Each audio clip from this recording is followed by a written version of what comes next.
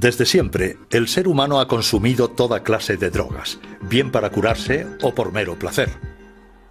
Alcohol, cocaína, morfina, pero todas ellas hacen mella en el cerebro. Drogas y cerebro. Cannabis, un desafío para la ciencia. En la actualidad, la biología es capaz de explicar sus efectos en nuestras mentes, y el estudio de las drogas permite a la ciencia una mejor comprensión del funcionamiento del cerebro.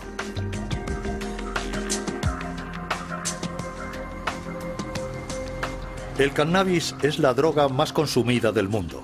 Para los científicos, el cannabis se ha convertido en una herramienta de exploración del cerebro, un utensilio tan inesperado como apreciado. Originario de las montañas indias y chinas del Himalaya, el cannabis sativa se ha utilizado desde hace mucho tiempo en las ceremonias rituales por sus virtudes terapéuticas. Marruecos es el primer productor mundial con 2.300 toneladas anuales. El cannabis se fuma bajo la forma de hojas secas, llamada marihuana, hierba o grifa, o bien en forma de resina o hachís, y el kif, un polvo del polen que se extrae golpeando la planta, una técnica tradicional en Marruecos.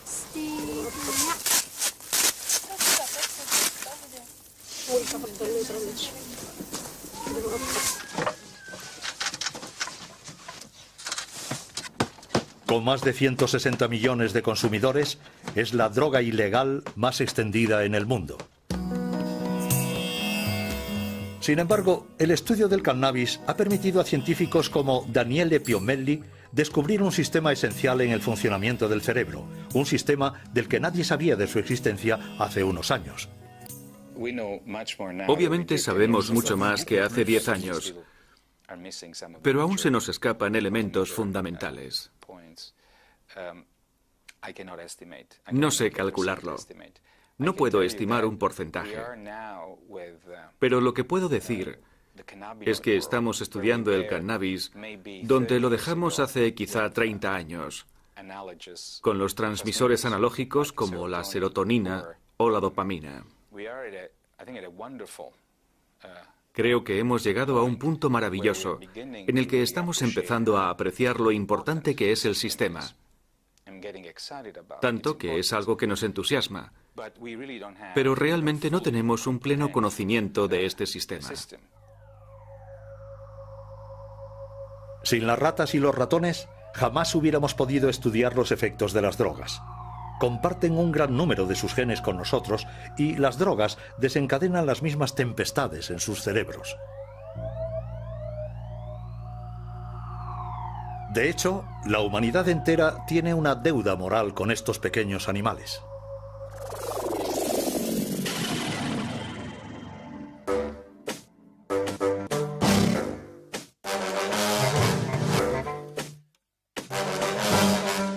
Podemos drogar a las ratas, manipular sus genes e incluso diseccionarlas.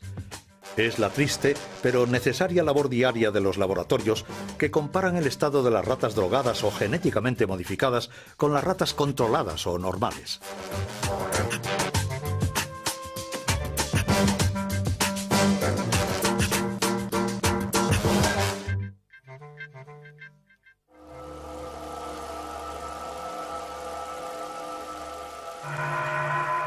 Como todas las drogas, el cannabis, visto aquí al microscopio electrónico, actúa pirateando el sistema de comunicación del cerebro. Pues nuestro cerebro se pasa la mayor parte del tiempo hablando consigo mismo. Su buen funcionamiento se basa en el diálogo incesante entre nuestros 100 millones de células nerviosas, las neuronas. Para hacer circular la información, las neuronas envían mensajeros químicos denominados neurotransmisores. Bien sea el dolor, el placer o el ritmo en el intercambio de información, los neurotransmisores regulan un equilibrio sutil y complejo, del que depende el conjunto de las funciones de nuestro organismo. Entre cada neurona existe un pequeño espacio en el que reina una intensa actividad. Es aquí, en la sinapsis, donde actúan los neurotransmisores. Para hacer circular la información de una neurona a otra, se dirigen a sus receptores correspondientes. A principios de los años 90, unos investigadores descubrieron que el cannabis se aloja dentro de ciertos receptores. Lo que esto quiere decir es que nuestro cerebro fabrica moléculas que se parecen al cannabis.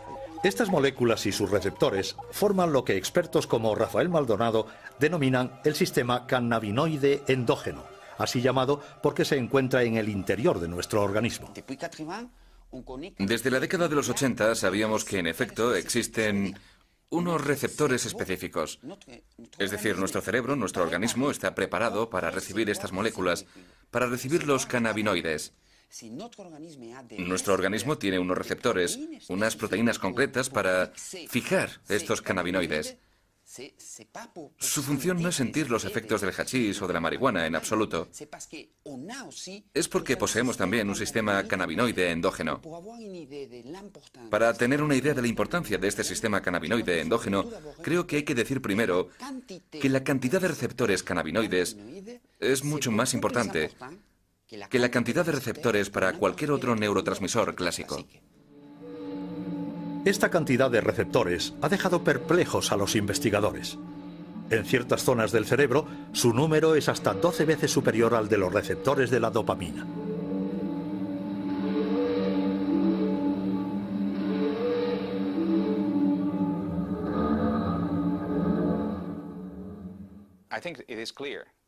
Creo que es obvio que el sistema cannabinoide realiza una función mayor en el cerebro, una función que no podríamos adivinar ni siquiera hace 5 años.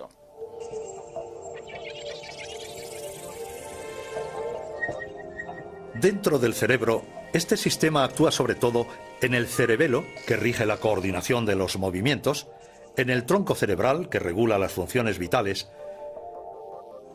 y en el estriato, el hipocampo y la amígdala, responsables respectivamente de los movimientos reflejos, de la memoria y de la ansiedad.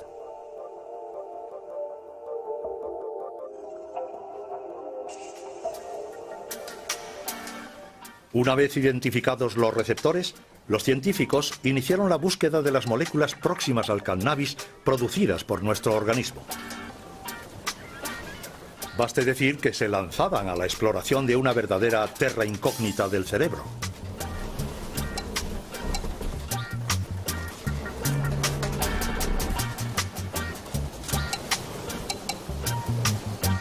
En 1992 consiguieron aislar la primera molécula cannabinoide, la anandamina. Su nombre proviene de la palabra ananda, que significa felicidad en lengua sánscrita. Le siguieron otras 4, pero algunos piensan que quizás existe una docena en total. Si los científicos han hecho estos descubrimientos tan tarde, es porque no tenían un buen retrato robot. Buscaban neurotransmisores clásicos, mientras que los cannabinoides no se parecían en nada a ellos. Tomemos el ejemplo de la dopamina. Este neurotransmisor espera en la primera neurona a que le den órdenes. Entonces se libera en la sinapsis para ubicarse en los receptores de la neurona siguiente. Los cannabinoides no existen como tales. Cuando el cerebro los necesita, se autofabrican utilizando la grasa de la superficie de las neuronas. Se reubican rápidamente durante la sinapsis y así pueden estimular a los receptores de cualquier neurona. Neurofarmacólogo en la Universidad Francesa, Jean-Paul Tassin estudia desde hace tiempo los efectos de la molécula activa del cannabis, la delta 9 tetrahidrocannabinol, o THC. Se puede decir que los humanos en su cerebro fabrican moléculas que son similares a las drogas. ¿Cuál es la diferencia entre las drogas procedentes del exterior de las que vienen del interior? Pues bien, una de las grandes diferencias es la cantidad. Es decir, la cantidad de sustancia que uno toma con el tetrahidrocannabinol u opio no tiene nada que ver con lo que se libera en el cerebro. Este es el primer nivel. El segundo es la localización. Los productos en cuestión, en el cerebro, son liberados únicamente en una zona extremadamente precisa a nivel de la sinapsis y a nivel de un área que tiene una dimensión infinitamente pequeña. Así pues, cuando se toma, cuando se ingiere, dicha sustancia invade todo el cerebro. Por tanto, todas las áreas son estimuladas simultáneamente. Eso es muy loco. Isso aí. Pode crer.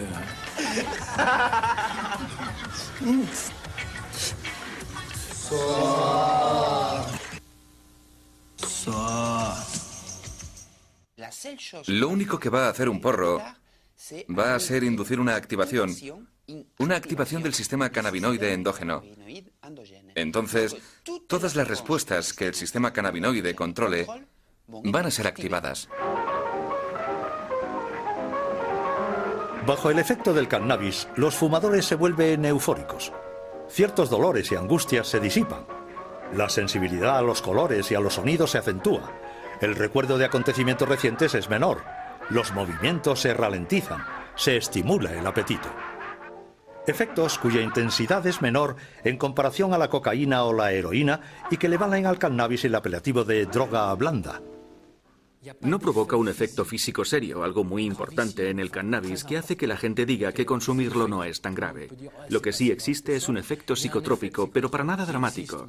Así que puede haber defensores del cannabis de la misma forma que puede haber detractores del cannabis.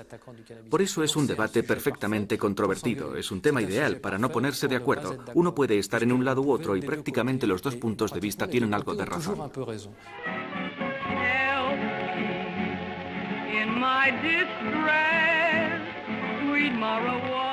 El cannabis empieza a difundirse por Europa a principios del siglo XIX. Durante la década de 1850 en París, el Club de los Hachís-Chen reúne principalmente a escritores tales como Théophile Gautier, Charles Baudelaire, Gérard de Nerval o también a pintores como Honoré Daumier y Eugène Delacroix.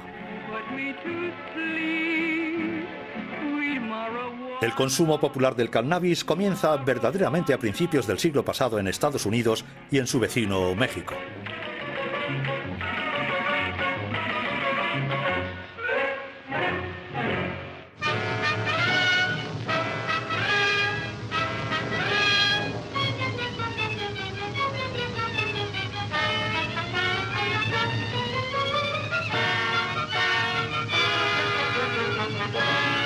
En los años 30, los países occidentales prohíben el cannabis.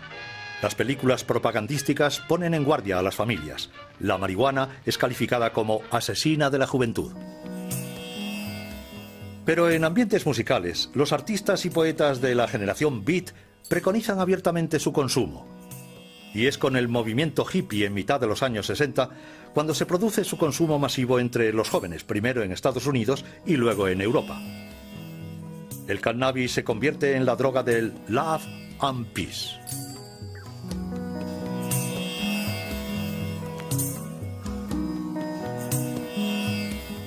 La dope, sur la dope, stone et tout. La plupart des trucs me rendent vraiment triste, ça.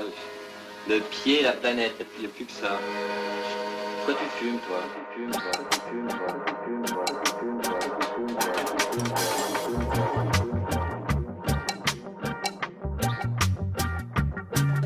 A finales de los años 60, las canciones de Bob Marley y el movimiento Rasta reivindican el uso de la gancha, el nombre jamaicano de la marihuana.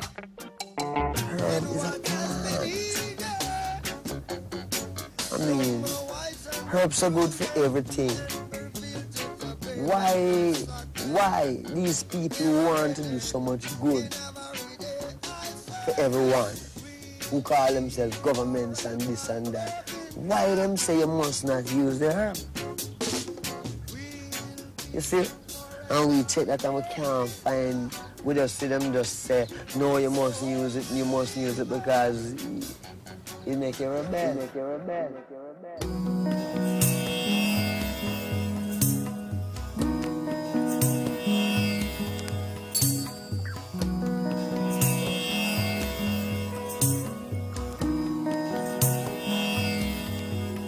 Se estima que el 4% de la población mundial fuma cannabis. Con el fin de conocer mejor este fenómeno, el ministro de Sanidad alemán encargó a Dieter Kleiber entrevistar a unos 1.500 consumidores.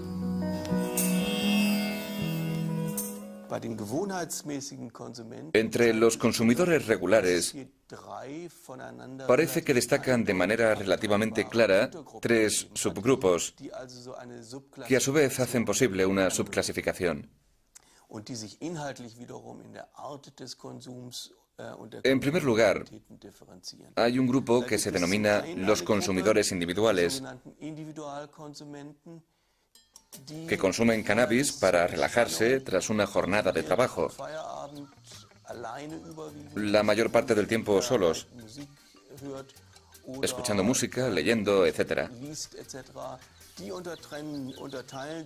Este primer grupo se distingue perfectamente de los que se denominan los consumidores de tiempo libre, que lo consumen con bastante frecuencia, como por ejemplo en fiestas, en discotecas, pero únicamente en compañía de otras personas y nunca cuando están solos. Pero el grupo más interesante era el tercero, aquellos llamados consumidores crónicos y de larga duración. Estos no solamente han comenzado a edades muy precoces, sino que también son generalmente más jóvenes, y su tasa de dependencia es la más elevada, en torno a un 28%. En conclusión, pensamos que la dependencia en los consumidores de cannabis puede tomar la forma de una adicción crónica. Sin embargo, si comparamos las cifras, es algo bastante excepcional porque concierne a un 1 o un 2% del conjunto del grupo de consumidores de cannabis y sobre todo a este grupo, ya vulnerable de por sí, que ha conocido con anterioridad problemas de adaptación, problemas psíquicos.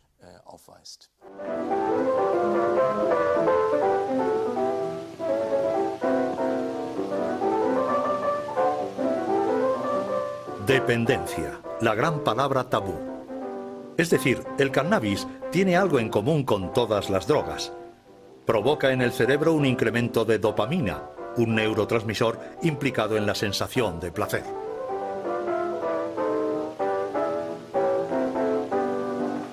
Oh, Jimmy, you're wonderful. You're just finding out.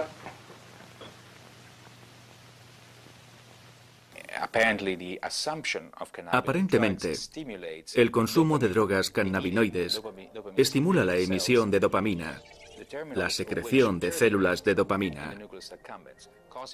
Las terminaciones que acaban en el núcleo accumbens provocan una liberación de dopamina. Esto es importante porque el núcleo accumbens es una región del cerebro que participa en la canalización de nuestro deseo de comer o de consumo de drogas.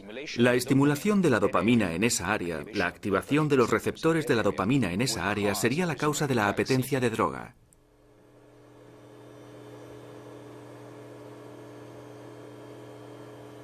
En su laboratorio, Rafael Maldonado pone a prueba las propiedades vigorizantes del cannabis en los ratones.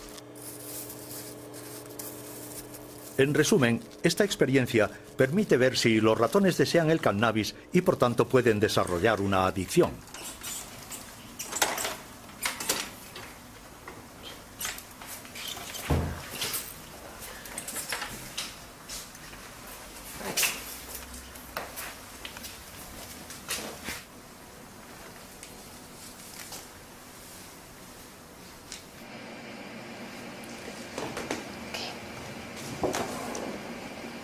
Este es el paradigma de condicionamiento de plaza, donde tenemos un compartimento que el primer día, en la fase del pretest, pueden explorar libremente los dos compartimentos. Entonces, es para ver que no hay una preferencia inicial por ninguno de los dos compartimentos. Entonces, a partir de ahí empiezan las fases de condicionamiento, donde se asigna un compartimento a la droga y el otro compartimento al salino, que no es ni reforzante ni aversivo. Entonces, si la droga ha sido reforzante el día del test, los ratones pasarán más tiempo en el compartimento asociado a la droga. Si ha sido aversivo, pasarán más tiempo en el compartimento no asociado a la droga. Y cuando se les inyecta cannabis, los ratones pasan más tiempo en el compartimento negro, síntoma de que les gusta. Pero para medir el grado de dependencia en los humanos, médicos e investigadores echan mano del manual de referencia para diagnosticar los problemas mentales, el DSM-4. Este sistema, el DSM-4, permite definir los criterios para afirmar que una persona tiene un cuadro de ansiedad, un cuadro depresivo, de esquizofrenia o una adicción. Se trata de criterios. Si se utiliza de forma bastante estricta este sistema, podremos decir que sí, que el cannabis entra dentro de los criterios para inducir a una dependencia. Pero si analizamos el cannabis desde el punto de vista de la dependencia física, la cosa está clara. No, el cannabis, el consumo humano del cannabis, no induce a una dependencia física en el sentido de que abandonar su consumo arrastre problemas físicos o psíquicos importantes. No implica una dependencia física, pero obviamente puede llevar a un consumo abusivo y a una pérdida del control de su consumo. Sí, sí. Solo los fumadores crónicos son los que padecen síntomas psíquicos cuando dejan el cannabis. Estos signos deben de ser debidos a modificaciones en los receptores cannabinoides, modificaciones al parecer reversibles. Si uno ha fumado durante muchos años grandes dosis de marihuana y bajo ese estado uno deja de repente de hacerlo, semanas después o incluso meses después de dejarla, mostrará estos síntomas: depresión, ansiedad, pérdida de apetito e irritabilidad. La irritabilidad es un signo inequívoco. Es bastante interesante. Existen estudios que muestran que si se le administra a esta gente un poco de THC, simplemente un poco del principio activo, no la droga, o sea, la marihuana, con un poco de THC, el principio activo, desaparecen la casi totalidad de los síntomas. Lo cual indica que el cuerpo se ha adaptado a altos niveles de marihuana, frenando su propio sistema y que necesita mantener dicho nivel.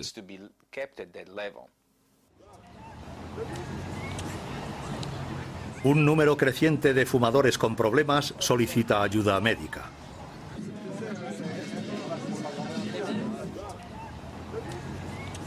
En el servicio de adictología de Philippe Battel, el 3% de las consultas tienen que ver con el consumo de cannabis. Lo que es verdaderamente importante con el cannabis es llegar a hacer un diagnóstico de la adicción de manera muy precisa. Y esto es a menudo complejo, porque si en otros productos existe una correlación muy clara entre la cantidad consumida y el nivel de dependencia o de riesgo, con el cannabis no conseguimos, por razones diversas, determinar esta relación. Por motivos elementales, es muy raro que los sujetos sepan exactamente qué tipo de sustancia están consumiendo, aun teniendo un suministrador fijo. La cantidad de THC en estas sustancias es extremadamente variable. Smoke, Mary? Thanks. Are you sure Jimmy will be back soon? Sure, any minute.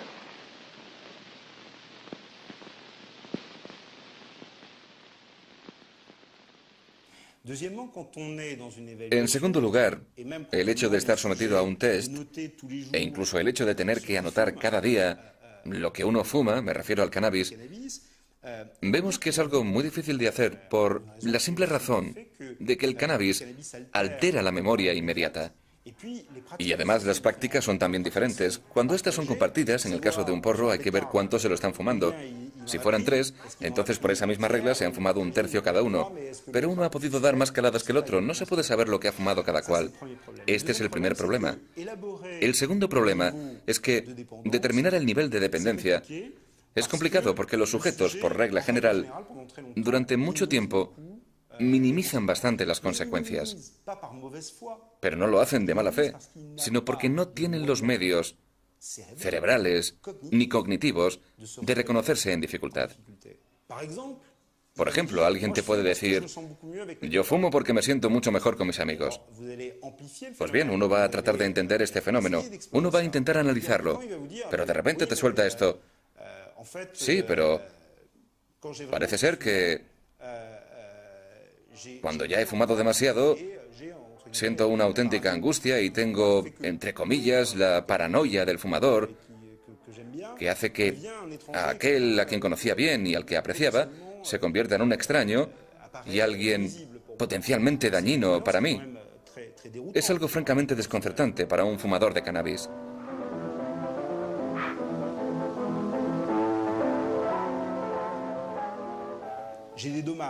Soy consciente, dicen, de los problemas relacionados con el consumo de esta sustancia. Estos inconvenientes son los que me empujan a tomar la decisión de dejarlo. Vemos entonces al sujeto ante un gran dilema. ¿Continuaré igual o podré dejarlo? Inicialmente va a optar por la parte negativa, y una vez que la balanza se haya inclinado hacia ese lado, entonces le ayudaremos en su decisión. Desde hace varios años, en Europa, el consumo de cannabis está en constante aumento entre los jóvenes. En Estados Unidos, 1 de cada 5 jóvenes ha fumado alguna vez un porro. Según Daniele Piomelli, este consumo precoz del cannabis podría tener consecuencias nefastas en sus también jóvenes cerebros. Los adolescentes se asemejan a los adultos en muchos aspectos.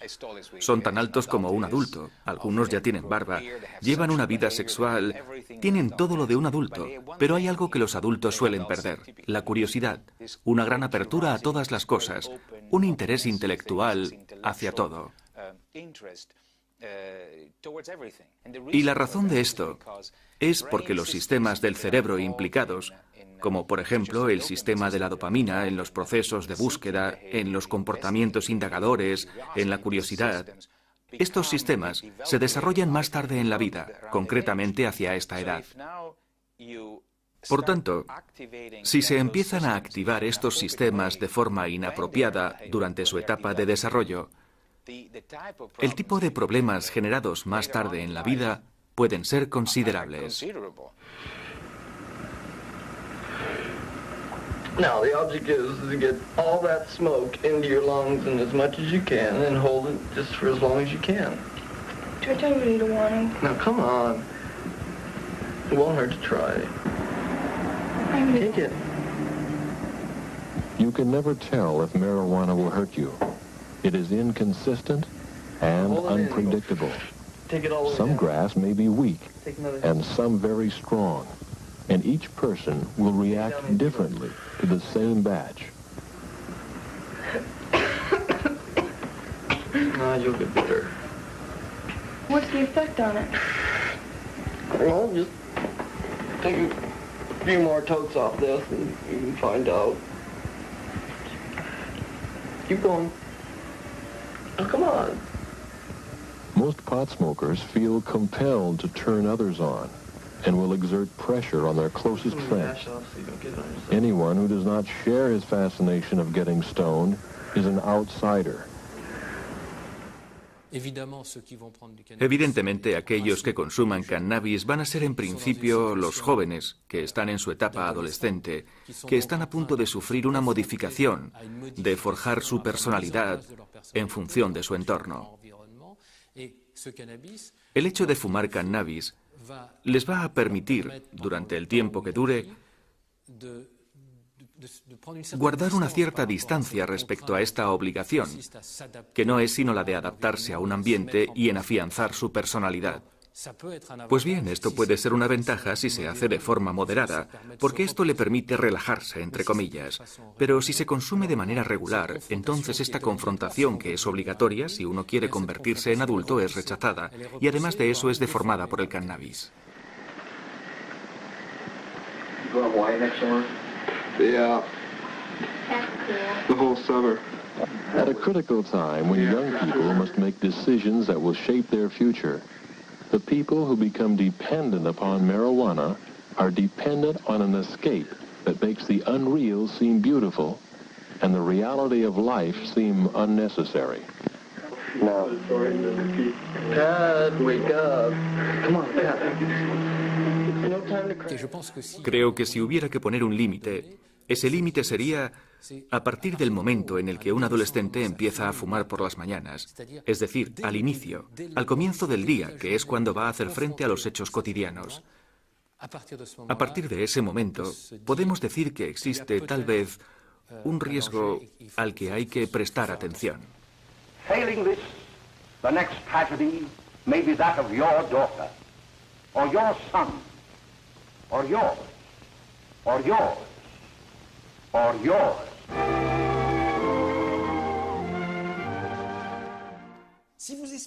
Decirle a un adolescente que si se fuma un porro se va a enganchar de manera inevitable y que va a acabar metiéndose heroína en vena es mentirle.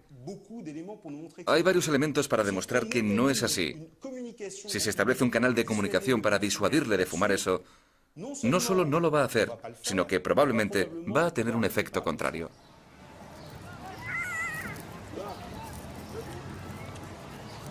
A altas dosis, el cannabis puede provocar una dependencia psicológica, pero no una dependencia física. Entonces, ¿cómo prevenir del consumo de una droga cuyos efectos no son, según los científicos, nada graves? Yo quiero que se pongan medios contra el cannabis y es necesario hacerlo, pero hay que hacerlo, uno, con prudencia y dos, teniendo en cuenta el hecho de que el 50% de los adolescentes lo consumen. No hay un 50% de adolescentes que tienen un gran problema con el cannabis. Eso no es cierto. Y si nos lo quieren hacer creer, puede ser muy peligroso, pues jamás se conseguirían, en una esfera pública, mensajes de prevención efectivos. Por nada del mundo hay que mentirle al individuo, al sujeto al cual va dirigido, exponiendo datos científicos que sean falsos.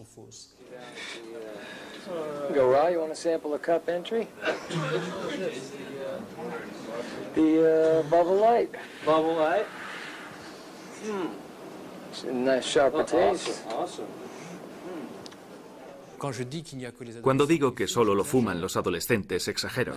Bien, a pesar de todo, es una realidad epidemiológica. Es decir, se trata de un consumo que empieza para algunos a los 13 o 14 años y que va a aumentar hasta los 18, 19 o 20 años.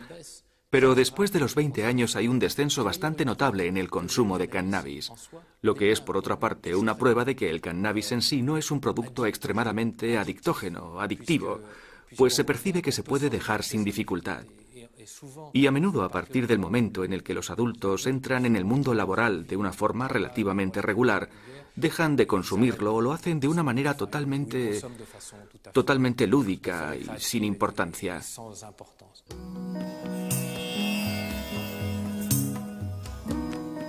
En la mayor parte de los países está prohibido el consumo y el cultivo del cannabis. Los más permisivos sancionan solamente su cultivo.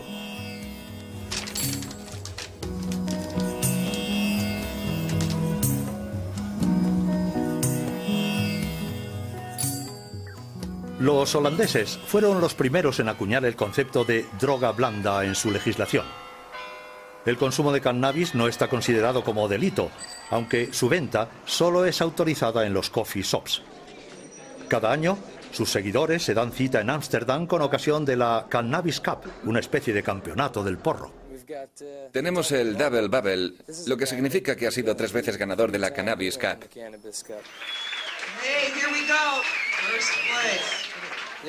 Este es de gran calidad. Se le llama primera cosecha. Es como el vino, un hachís con solera.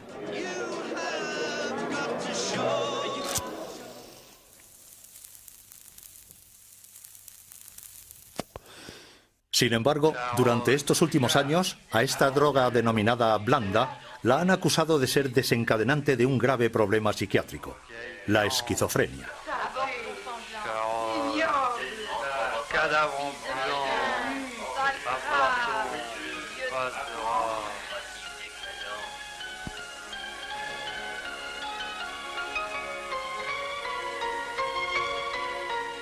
Esta enfermedad se hace patente justamente al final de la adolescencia o al inicio de la edad adulta. Se traduce en una pérdida de contacto con la realidad, una desintegración de la personalidad o alucinaciones. Cuando vemos a individuos que tienen un cuadro esquizofrénico y una adicción al cannabis, al retomar cronológicamente su historial, nos damos cuenta de que, incluso antes del cannabis, existían ya pequeños elementos que eran signos precoces, en los cuales los psiquiatras han aprendido a reconocer problemas de índole psicótica en la evolución del sujeto.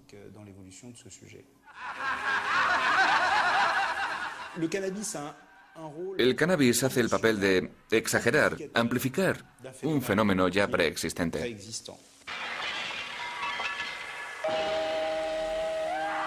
Parece que se ha descubierto al revés el problema de la esquizofrenia y del cannabis. En efecto, los esquizofrénicos son particularmente predispuestos a la toxicomanía. Además de sus problemas de alcohol y tabaco, muchos consumen cannabis. Sí, los esquizofrénicos consumen mucho cannabis por razones que, por otra parte, han sido bien estudiadas y que son el hecho de que eso les permite encontrar una sensación, si no de euforia, al menos de placer. Sabemos que uno de los síntomas deficitarios de la esquizofrenia es la pérdida de esta capacidad de sentir el placer. El cannabis les permite conseguirlo farmacológicamente. Y además del hecho de tener que buscar el producto, que es, como todos saben, ilícito, y para el cual hace falta un proveedor que le suministre, también existe una sociabilidad. En el caso de los esquizofrénicos, el aislamiento es uno de los síntomas deficitarios de la enfermedad. Por tanto, de una manera evidentemente demasiado esquemática, podemos deducir que el consumo de cannabis por parte de un esquizofrénico tiene unos efectos benéficos que luchan contra su propia enfermedad. Los esquizofrénicos hacen en cierto sentido un uso terapéutico del cannabis. Nos encontramos ante una dificultad mayúscula cuando abordamos la cuestión de esta droga. Ilegal en la mayor parte de los países, el cannabis posee unas propiedades terapéuticas bien conocidas.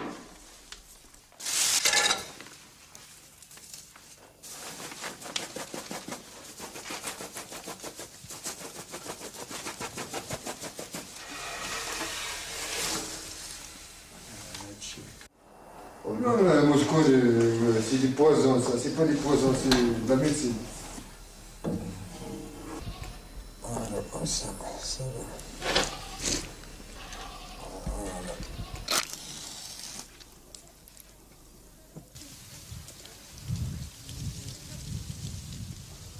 El kif mejor que el tabaco.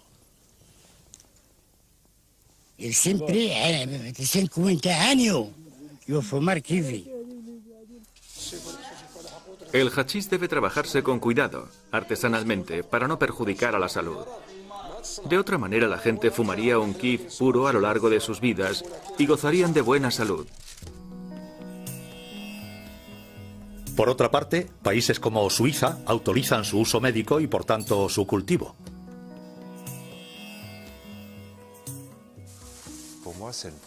Para mí es una primicia, en el sentido de que los médicos suizos empiezan a recetar cáñamo a sus pacientes. Esto es un extractor de polen. Vamos a recuperar la resina y la apelmazaremos para que adquiera una forma dura, más fácil de transportar y de enviar a nuestros enfermos.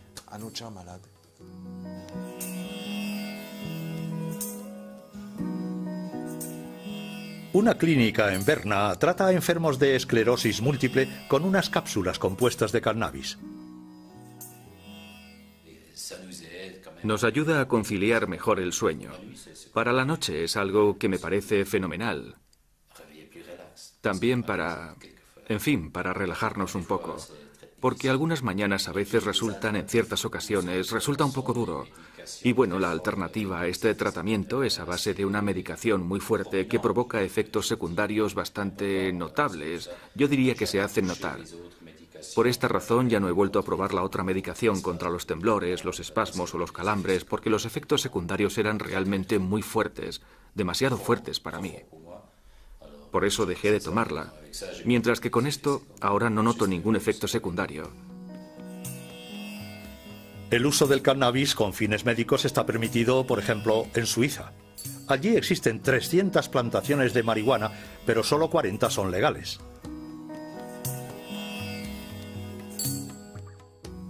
Gran parte de la producción, de hecho, está destinada a su uso ilegal y a la exportación.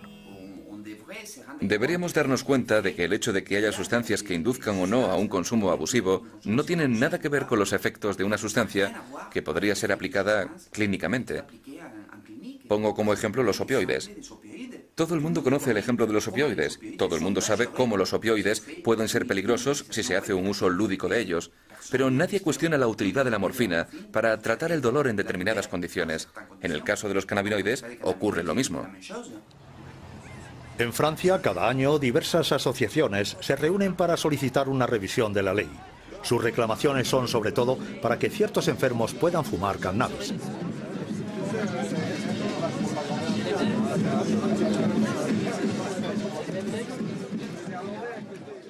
Estoy bajo triterapia. Tiene unos efectos secundarios que son difíciles de soportar. Me he dado cuenta de que el uso del cannabis me permitiría atenuar esos efectos secundarios. No concibo que alguien me impida hacerlo. Los mensajes de la sanidad pública deben ser prudentes y bien adaptados. Si tienes un paciente que padece un cáncer terminal y necesita marihuana, creo que sería poco ético impedir a ese paciente que la consuma por razones políticas. En Canadá, Australia y Europa, los enfermos de SIDA o de cáncer han conseguido cambiar la ley y han obtenido el derecho a fumar porros con el fin de aliviar sus dolores y sus náuseas. La marihuana es una droga. Produce unos efectos que uno no puede pedir a la gente que los tolere en la vida diaria. Uno no querría un analgésico que al tomarlo cada día provocara pérdida de memoria. Esa persona sería un desastre en su trabajo. O que estuviera eufórico todo el tiempo sería un problema para sus compañeros de trabajo. Bom, seu Alfredo, Annelisa, queria aproveitar um momento para pedir em casamento a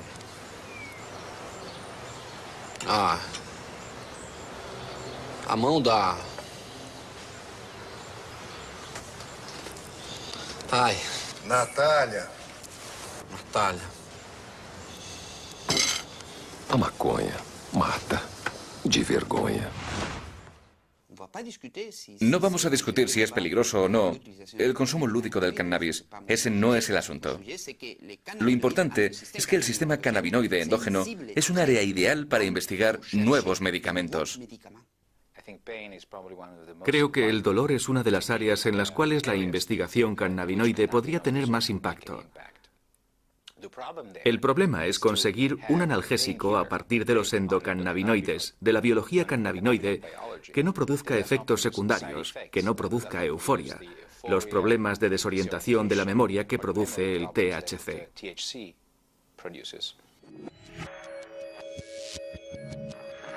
El problema del cannabis es que invade el cerebro y estimula todos los receptores sin discriminación alguna.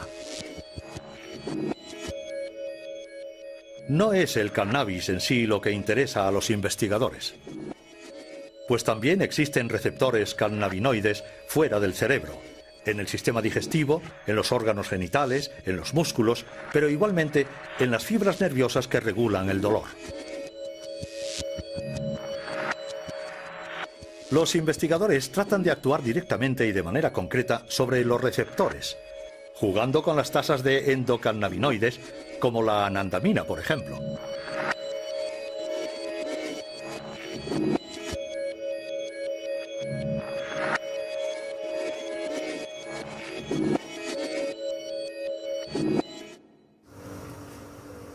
Daniele Piomelli ha desarrollado un medicamento antidolor que actúa sobre los receptores a nivel local.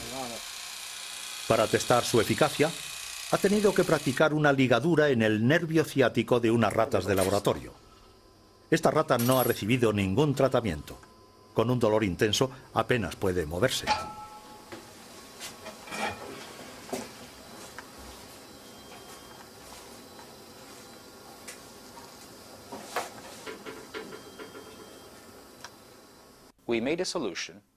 Hemos elaborado una solución y la hemos aplicado en el área, como un gel o una crema que se le aplica a la gente que sufre de ciática o artritis. Lo asombroso del resultado es que los animales que han recibido tratamiento con la droga cannabinoide mostraban una conducta que indicaba una completa o casi completa desaparición de la respuesta al dolor. La rata tratada se comporta como si gozara de una perfecta salud.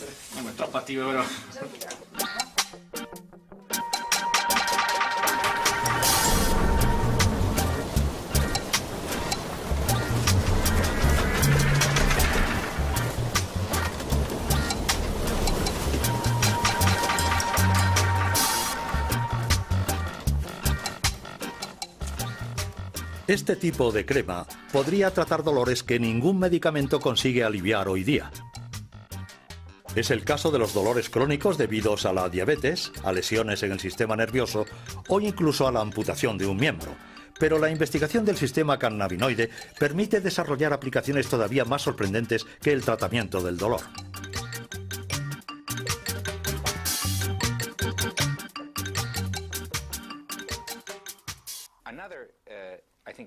Creo que otra condición que podría ser controlada, que podría ser tratada con cannabinoides, es la ansiedad, la depresión.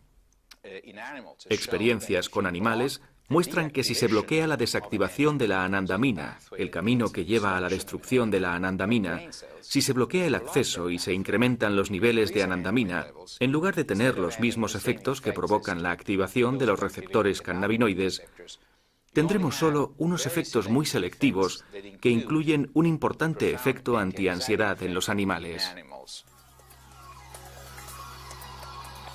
Una vez que la anandamina ha cumplido su misión en la sinapsis, retorna a la neurona. Luego es eliminada por otras moléculas.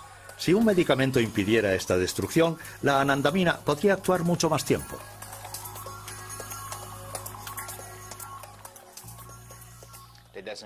Esto no quiere decir que vaya a funcionar en las personas de la misma manera, pero ya es un paso, y ya podemos desarrollar nuevos componentes que con suerte nos lleven a dar con medicamentos contra la ansiedad en humanos.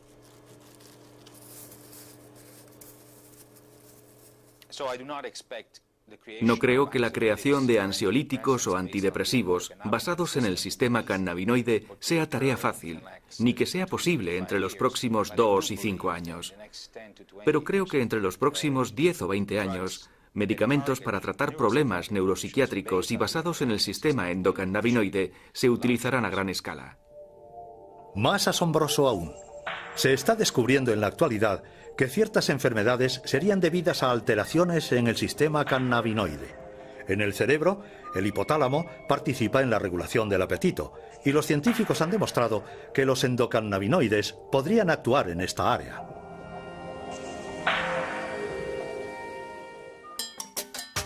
Esta propiedad puede servir para combatir la obesidad. Una compañía farmacéutica está a punto de sacar al mercado un nuevo tratamiento contra la obesidad inspirado en la ciencia del cannabis.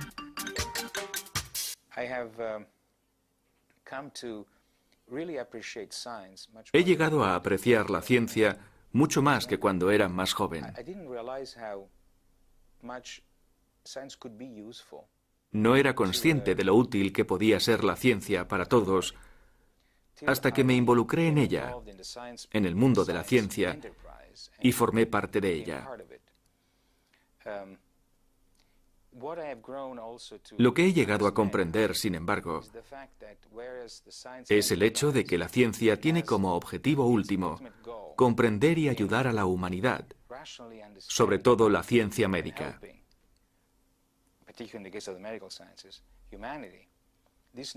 Estos conocimientos deben ser transmitidos al gran público, deben hacerse comunes, porque si no fuera así, no existiría la conciencia política, pues sin conciencia política, todos los descubrimientos realizados en los laboratorios no serían transformados en decisiones de salud pública, decisiones a fin de cuentas importantes. Durante largo tiempo, tergiversado por argumentos puramente políticos, el debate acerca del cannabis no puede prescindir de los datos científicos. El trabajo de los laboratorios, aún poco conocido para el gran público, podría modificar profundamente nuestros prejuicios contra el cannabis. Los científicos realizan progresos espectaculares en la comprensión de los efectos del cannabis. Y el hecho de poder descifrar nuestra mecánica cerebral abre unas perspectivas inéditas en los tratamientos médicos futuros. Se ha iniciado una auténtica revolución biológica para los investigadores.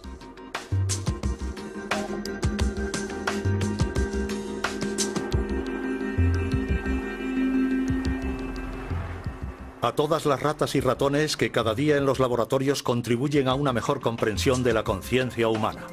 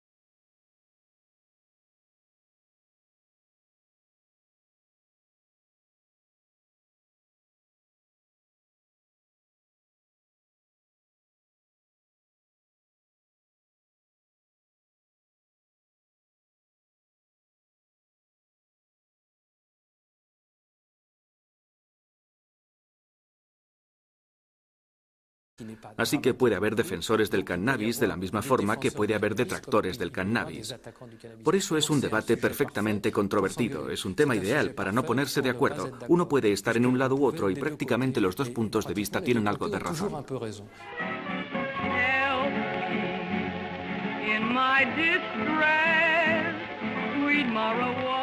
El cannabis empieza a difundirse por Europa a principios del siglo XIX. Durante la década de 1850, en París, el Club de los Hachís-Chen reúne principalmente a escritores tales como Théophile Gautier, Charles Baudelaire, Gérard de Nerval, o también a pintores como Honoré Daumier y Eugène Delacroix. El consumo popular del cannabis comienza verdaderamente a principios del siglo pasado en Estados Unidos y en su vecino México.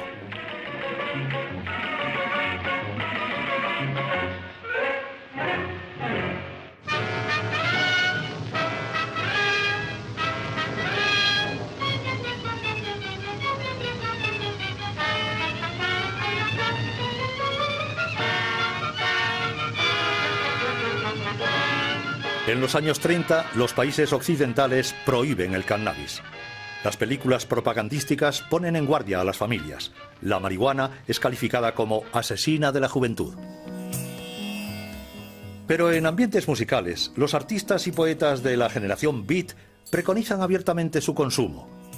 Y es con el movimiento hippie en mitad de los años 60 cuando se produce su consumo masivo entre los jóvenes, primero en Estados Unidos y luego en Europa. El cannabis se convierte en la droga del love and peace.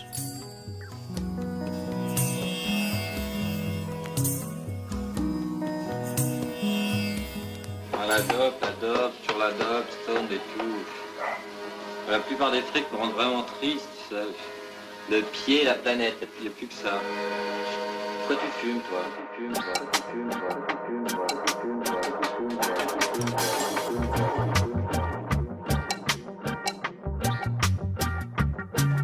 A finales de los años 60, las canciones de Bob Marley y el movimiento Rasta reivindican el uso de la gancha, el nombre jamaicano de la marihuana.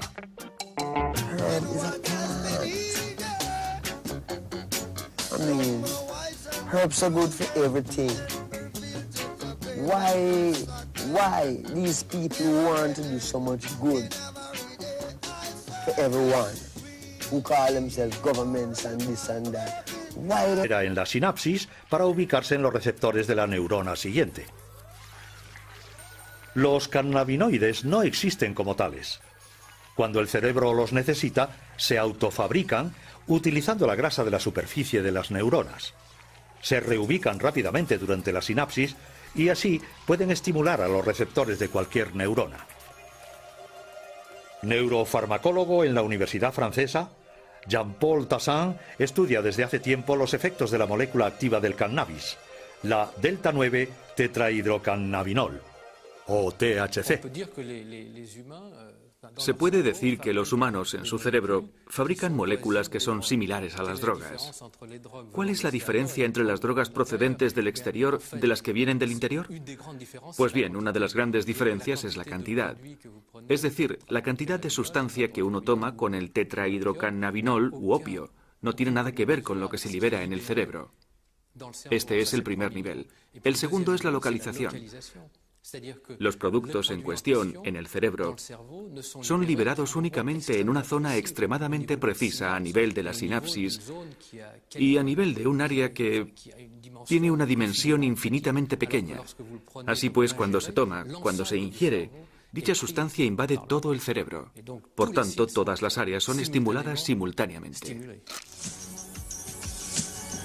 Eso es muy louco. Isso aí. Pode crer.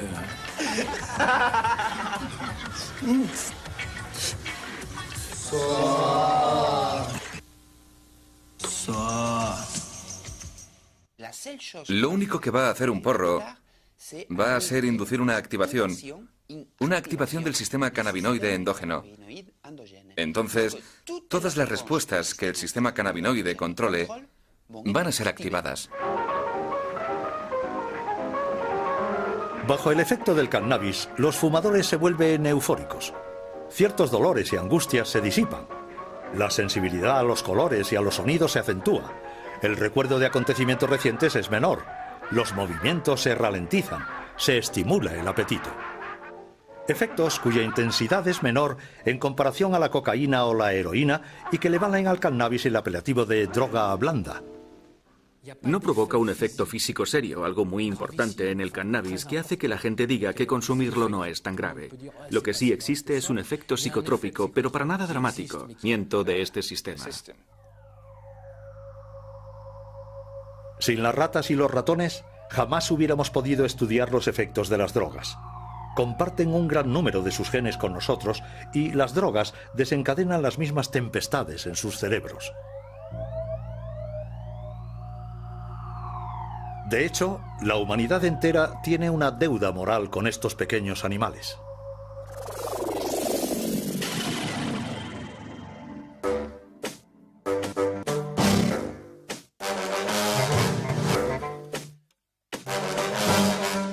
Podemos drogar a las ratas, manipular sus genes e incluso diseccionarlas.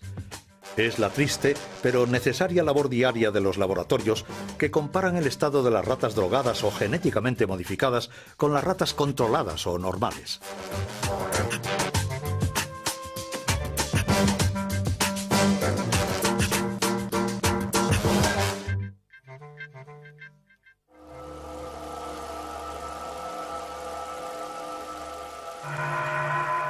Como todas las drogas, el cannabis, visto aquí al microscopio electrónico, actúa pirateando el sistema de comunicación del cerebro. Pues nuestro cerebro se pasa la mayor parte del tiempo hablando consigo mismo. Su buen funcionamiento se basa en el diálogo incesante entre nuestros 100 millones de células nerviosas, las neuronas. Para hacer circular la información, las neuronas envían mensajeros químicos denominados neurotransmisores. Bien sea el dolor, el placer o el ritmo en el intercambio de información, los neurotransmisores regulan un equilibrio sutil y complejo del que depende el conjunto de las funciones de nuestro organismo. Entre cada neurona existe un pequeño espacio en el que reina una intensa actividad. Es aquí, en la sinapsis, donde actúan los neurotransmisores. Para hacer circular la información de una neurona a otra, se dirigen a sus receptores correspondientes. A principios de los años 90, unos investigadores descubrieron que el cannabis se aloja dentro de ciertos receptores. Lo que esto quiere decir es que nuestro cerebro fabrica moléculas que se parecen al cannabis. Estas moléculas y sus receptores forman lo que expertos como Rafael Maldonado denominan el sistema cannabinoide endógeno, así llamado porque se encuentra en el interior de nuestro organismo. Desde la década de los 80 sabíamos que en efecto existen unos receptores específicos. Es decir, nuestro cerebro, nuestro organismo, está preparado para recibir estas moléculas, para recibir los cannabinoides. Nuestro organismo tiene unos receptores, unas proteínas concretas para fijar estos cannabinoides. Su función no es sentir los efectos del hachís o de la marihuana en absoluto. Es porque poseemos también un sistema cannabinoide endógeno. Para tener una idea de la importancia de este sistema cannabinoide endógeno, creo que hay que decir primero que la cantidad de receptores cannabinoides es mucho más importante que la cantidad de receptores para cualquier otro neurotransmisor clásico. Esta cantidad de receptores ha dejado perplejos a los investigadores. En ciertas zonas del cerebro, su número es hasta 12 veces superior al de los receptores de la dopamina.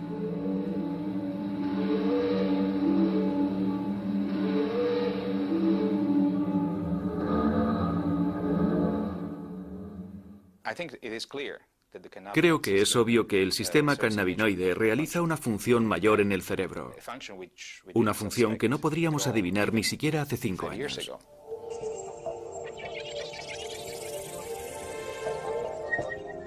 Dentro del cerebro, este sistema actúa sobre todo en el cerebelo, que rige la coordinación de los movimientos, en el tronco cerebral, que regula las funciones vitales, y en el estriato, el hipocampo y la amígdala, responsables respectivamente de los movimientos reflejos, de la memoria y de la ansiedad.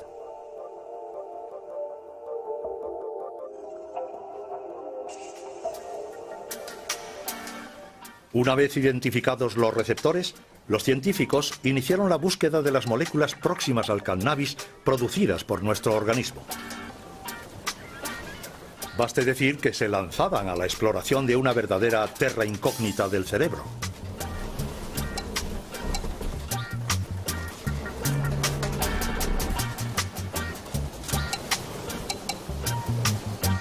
En 1992 consiguieron aislar la primera molécula cannabinoide, la anandamina.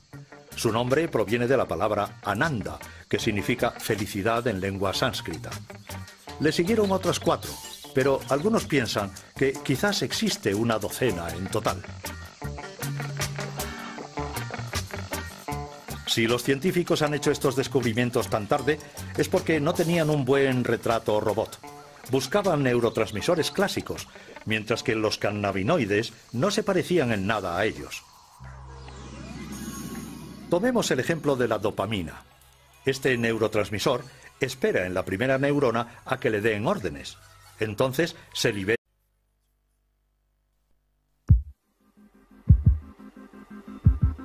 Desde siempre, el ser humano ha consumido toda clase de drogas, bien para curarse o por mero placer. Alcohol, cocaína, morfina, pero todas ellas hacen mella en el cerebro. Drogas y cerebro. Cannabis, un desafío para la ciencia. En la actualidad, la biología es capaz de explicar sus efectos en nuestras mentes, y el estudio de las drogas permite a la ciencia una mejor comprensión del funcionamiento del cerebro.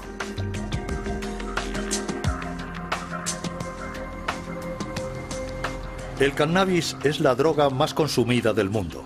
Para los científicos, el cannabis se ha convertido en una herramienta de exploración del cerebro, un utensilio tan inesperado como apreciado. Originario de las montañas indias y chinas del Himalaya, el cannabis sativa se ha utilizado desde hace mucho tiempo en las ceremonias rituales por sus virtudes terapéuticas. Marruecos es el primer productor mundial con 2.300 toneladas anuales. El cannabis se fuma bajo la forma de hojas secas, llamada marihuana, hierba o grifa, o bien en forma de resina o hachís, y el kif, un polvo del polen que se extrae golpeando la planta, una técnica tradicional en Marruecos.